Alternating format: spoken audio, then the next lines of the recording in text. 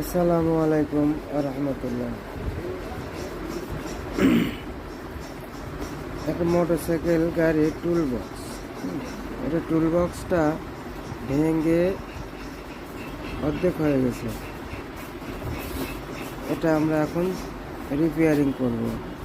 এই যে এর মাথা দুই টুকরা, ঠিক আছে। এর পরবর্তী ছবিতে আপনাদেরকে আমি দেখাবো যে আসলে রিপেয়ারিং করা কেমন হয়েছে। এই যে দেখেন রিপেয়ারিং করা হয়ে গেছে। এই যে, ঠিক আছে। কেমন ভাঙা ছিল আর কেমন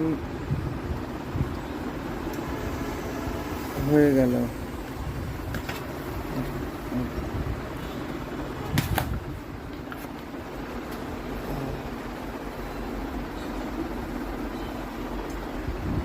এটা অনেক শক্ত হয়ে গেছে, এটা আর ভাঙবে না।